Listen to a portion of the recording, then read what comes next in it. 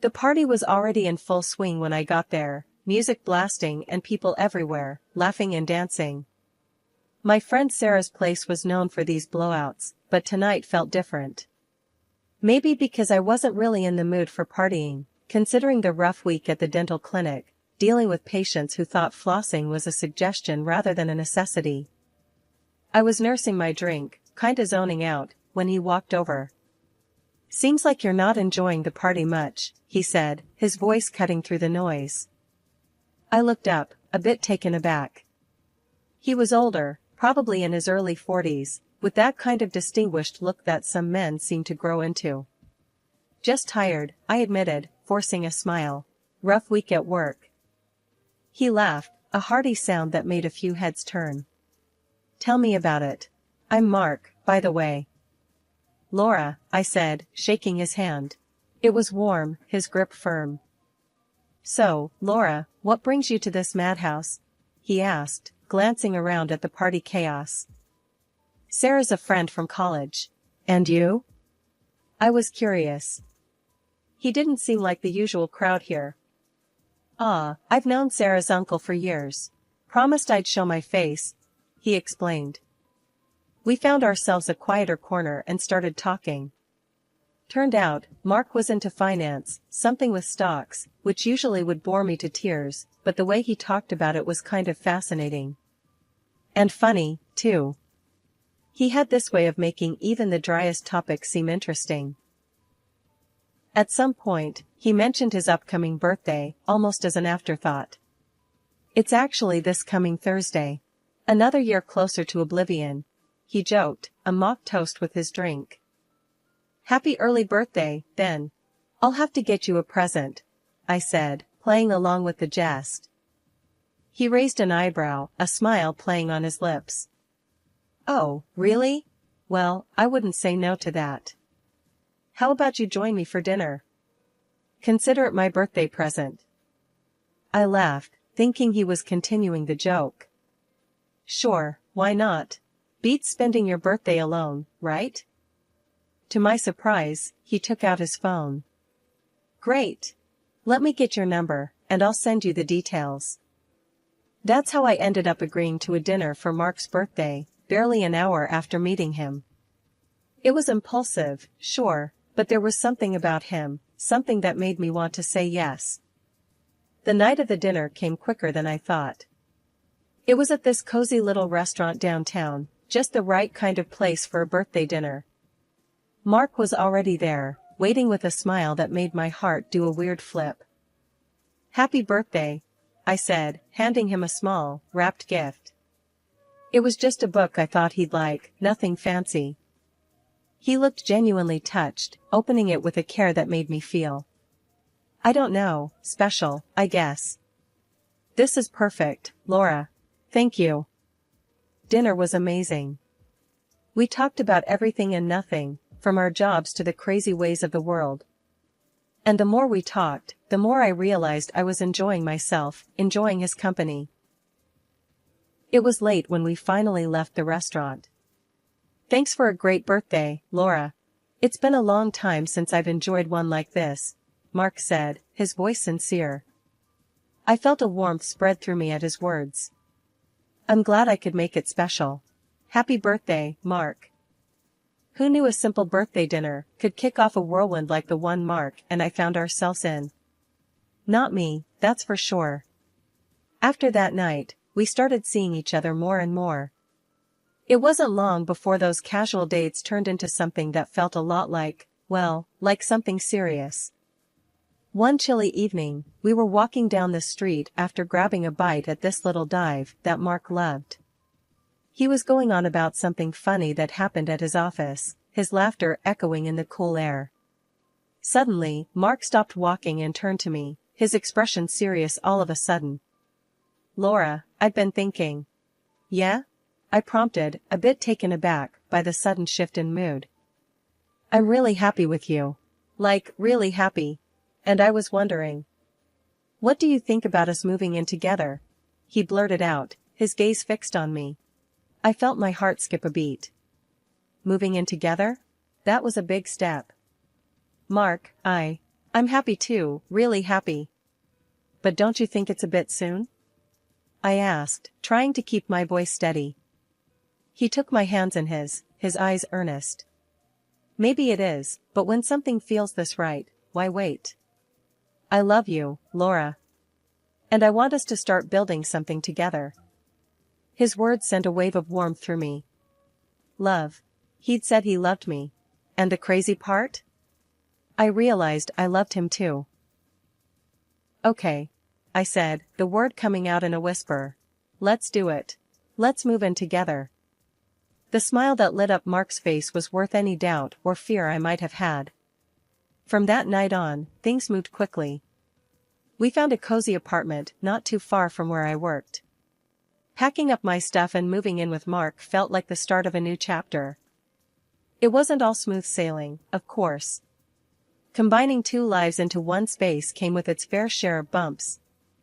Like the time I discovered Mark's insistence on keeping his ancient, ugly recliner right in the middle of our living room. I replied that in return I would put my neon pink flamingo lamp in the room. It was these little moments, these little compromises, that made us stronger, I think. We were figuring it out together, learning to give and take. Then came the talk of marriage. We were lying in bed one night, just talking about everything and nothing, when Mark suddenly turned to me. Laura, marry me. It wasn't a question, more like a statement. No kneeling, no ring in hand, just him and me, and his words hanging in the air between us. I looked into his eyes, saw the love and the seriousness there, and knew my answer. Yes, Mark. I'll marry you. The wedding was a small affair, just as we wanted. My parents, a few close friends, and of course, Alex, Mark's son. I could tell the kid wasn't thrilled about the situation, but he didn't kick up a fuss. Probably didn't want to upset his dad. Life with Mark was mostly smooth sailing, at least until the day he came to me with a request that threw me for a loop. Hey, Laura, can we talk about something? Mark asked one evening, looking a bit uneasy, which was unusual for him. Sure, what's up? I replied, setting down my book. His tone had already put me on alert. It's about Alex, he began, pacing a little. He's got this dream of starting a music band, and he's pretty serious about it. I nodded, encouraging him to continue. Music was a great outlet for teens, after all. Well, he's short on cash for some equipment and stuff. I was wondering, could we help him out? He needs about $10,000. Mark finished, finally stopping to look at me. I almost choked on my tea. $10,000?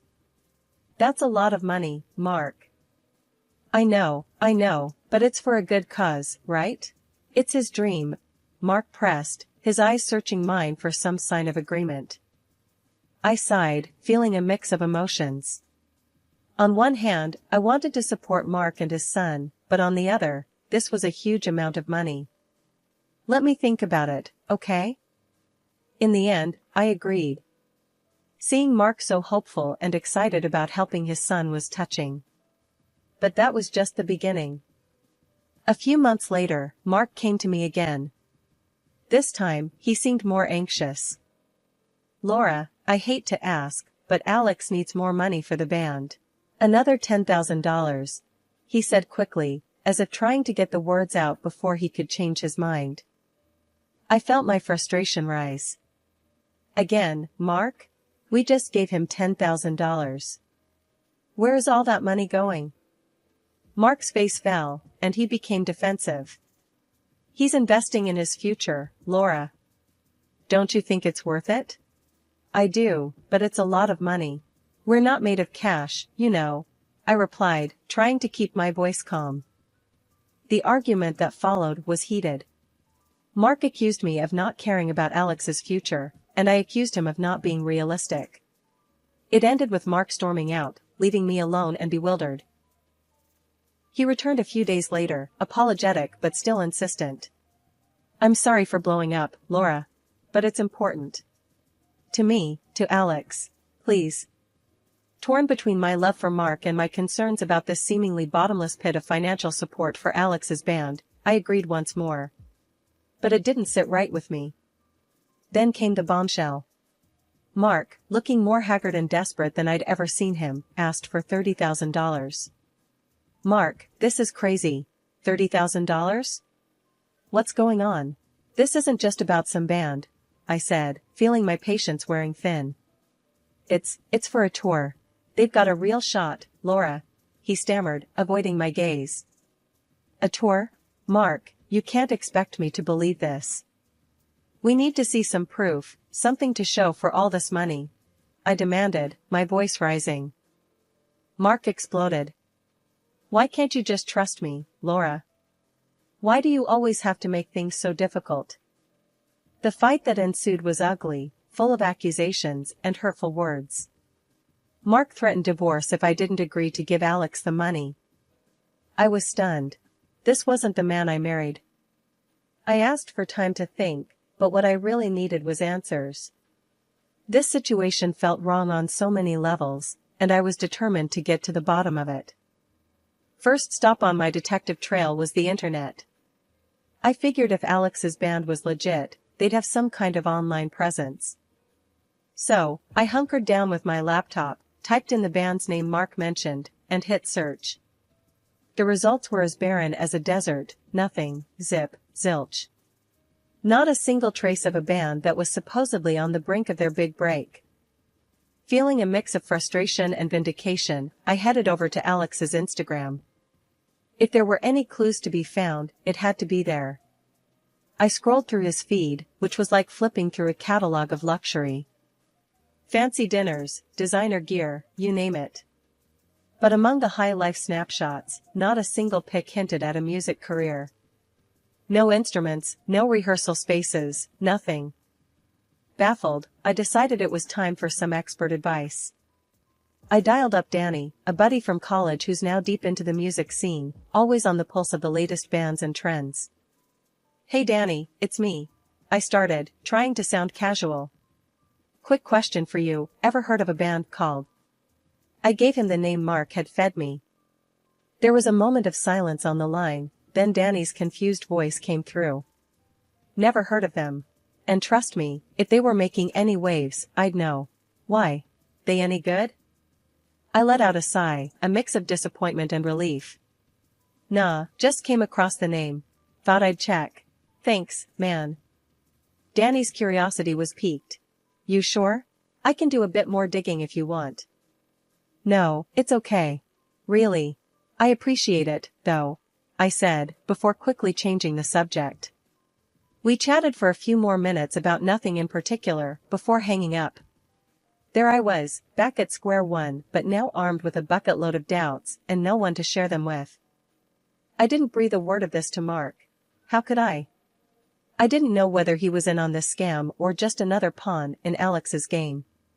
Nah, this needed more digging, and until I had something solid, my lips were sealed. The moment had come to face the music, or, more accurately, the lack thereof. I perched in front of my computer, the green light of the webcam flickering to life. My finger hovered over the Skype icon before pressing it with determination. This wasn't just a call, it was a confrontation. Alex answered, his face filling the screen. He looked relaxed, maybe too relaxed, like he was about to schmooze more money out of me. He didn't know the storm that was coming. Hey, Laura. What's up? He started, all smiles. Cut the crap, Alex. We're not playing this game anymore. There's no band, is there? No music, no gigs, just you, living it up on my dime. I shot back, not giving him an inch. He tried to keep his smile, but I saw it falter. What are you talking about? Of course, there's a... Save it. I've done my homework. Your Instagram's a nice little portfolio of lies. Yeah, your band is as real as a $3 bill. I cut him off, my voice sharp as a knife. For a moment, Alex looked like he was searching for another lie, another angle. But then, his expression shifted, darkened. You're gonna regret poking your nose into this, Laura. I've got friends, the kind that make problems go away. The threat hung in the air, a shadow passing over his face. My heart skipped, fear mingling with anger. But I wasn't about to back down. Threats, Alex? Really? Here's something you should know, this call is being recorded. Every word. Think your friends can handle police heat? Watching his bravado crumble was almost satisfying. His face went from confident to pale, his eyes wide. No, no, no. You can't. I was just. Please, Laura. I made it up, okay? There's no gang, no friends. It's just me. The tears started, his tough act melting away to reveal a scared kid in over his head. But I was past sympathy. All this, for what, Alex? Why the lies? Why the money? He was sobbing now, a mess of regret and fear. I just wanted to be someone, you know? Someone important. The money, the lifestyle. I thought it would make me happy. And you lied to your father? That part of your happiness plan? I pushed, needing him to understand the weight of his actions. He flinched, wiping his eyes. It wasn't supposed to go this far. I found out about him and someone else. Photos. I thought I could use it to. I don't know, get more money, keep up the act. I felt cold, a chill that went bone deep. You have proof? Send it. Now. He didn't argue, quickly tapping away on his end. Moments later, my phone dinged with the incoming evidence. Photos of Mark in the arms of another woman, unmistakable in their betrayal. My heart broke, not just for the marriage I thought I had, but for the man I thought Mark was. Armed with the ugly truth and a heavy heart, I waited for Mark to come home. The air was thick with anticipation, almost suffocating. I rehearsed what I was going to say 1,000,000 times over, but when I heard his key in the door, all my plans flew right out the window. He walked in, tired, the lines on his face more pronounced than ever. Hey, Laura. We need to, he started, but I cut him off. We need to talk. Now. I said, my voice firmer than I felt. Mark paused, looking at me, really looking, and he must have seen something in my eyes because he nodded, setting his bag down with a heaviness that matched my heart. Okay, what's wrong? I took a deep breath, the photos I'd received from Alex burning a hole in my pocket. It's about Alex, and you. I know everything, Mark. His face paled, the blood draining away as if I'd struck him. What do you mean? Laura, Don't you dare lie to me, not now. I've seen the photos, Mark. The ones Alex has been blackmailing you with. Of you and her. I spat out, the words tasting like bile. For a moment, he just stood there, a statue, then he slumped into a chair, his face in his hands. Laura, I don't know what to say. I'm sorry, I never wanted you to find out this way. Sorry? Is that supposed to make everything alright? You cheated on me, Mark. And then you let your son blackmail you into bleeding us dry. My voice was rising, a crescendo of betrayal and hurt. I know. It was a mistake, a terrible mistake. I was going to end it, I swear. And Alex. I didn't know how to handle it. I was scared of losing everything. He mumbled, his voice muffled by his hands. Losing everything? You've already lost it, Mark. You lost me the moment you decided to step out on our marriage. And for what? A fling? To feel young again? I was pacing now, the anger, the hurt, it was all bubbling up. I want a divorce. After the dust settled from our confrontation, the reality of my next steps began to sink in. Mark had retreated to a hotel, leaving me alone in the apartment we once shared, surrounded by memories that now felt like ghosts. I started packing, each item a reminder of the life I thought we were building together. It was surreal, sorting through our belongings, deciding what was mine and what we had shared. The packing didn't take as long as I thought. My life, it seemed, could be condensed into a few suitcases and boxes. A stark reminder of how quickly things can change, how swiftly the familiar can become past. Once everything was packed, I stood in the middle of the now bare living room, a pang of sadness hitting me. This was it. The end of a chapter. I took a deep breath, steeling myself for the next step, and called a taxi. Arriving at the rented place felt like stepping into another world. It was smaller, less personal, but it was a clean slate, a place without the shadows of betrayal. After paying the taxi driver, I hauled my things up to the apartment, the physical exertion a welcome distraction from the turmoil inside. Once inside, surrounded by boxes and suitcases, I finally allowed myself a moment to breathe. The quiet of the apartment was a stark contrast to the storm of emotions I'd been living through. It was in this new silence that I realized the gravity of what had happened, of what I'd done.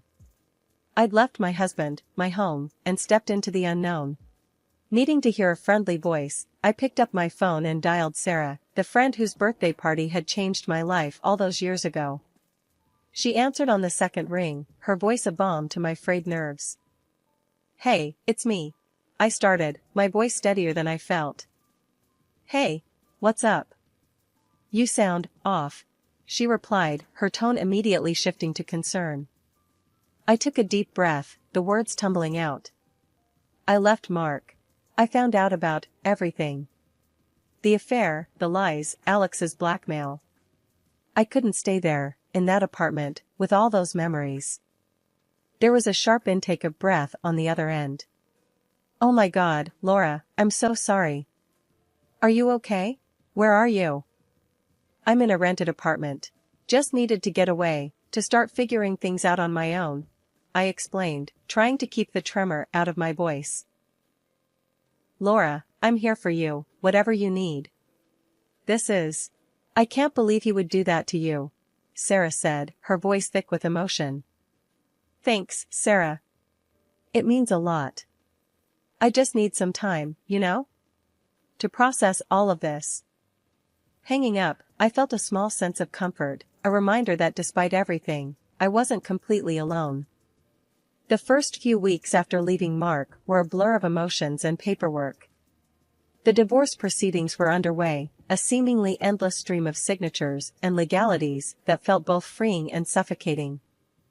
The end of my marriage had sent ripples through my life, changing not just my future but Mark's as well. He's been having a rough time. The story got out, about the affair and the blackmail. It's affected his job, his reputation. It was a sobering thought, one that made me realize the depth of the fallout from our shattered relationship. In the days that followed, I threw myself into work and started exploring new hobbies, anything to rebuild the pieces of myself that had been lost in the turmoil. Slowly, I began to find joy in the little things, a coffee at a new cafe, a book that made me think, a jog in the park that cleared my mind. One afternoon, I decided to visit an art class, something I'd always wanted to try but never had the courage to do. There, covered in paint and laughing at my own lack of skill, I felt a spark of something new.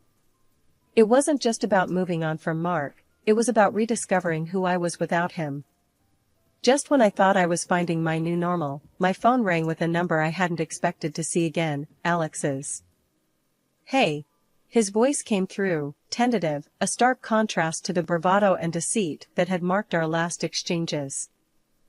I hesitated, the old hurt flaring up for a moment, before I pushed it down. "Alex.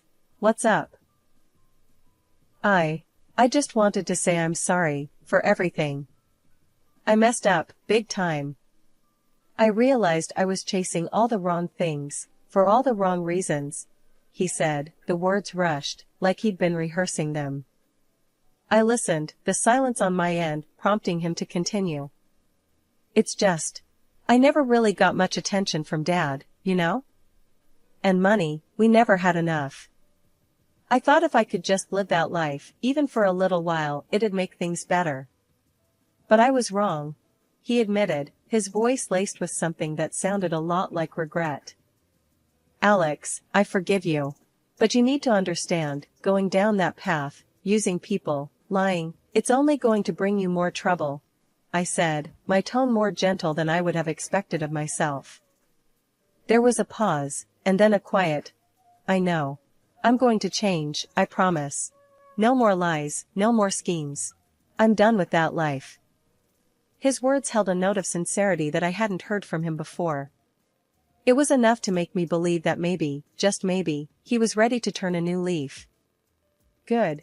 Stick to that promise, Alex. It's never too late to start making the right choices, I encouraged, a part of me hoping he'd take my words to heart. We ended the call soon after, and I found myself staring at the phone long after the line had gone dead. Alex's apology and the promise of change were unexpected but welcome. It was a small step towards closing a painful chapter for both of us.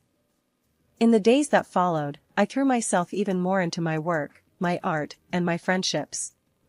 Each brushstroke on the canvas, each laugh shared with friends, felt like a declaration of my resilience, a testament to my ability to move forward,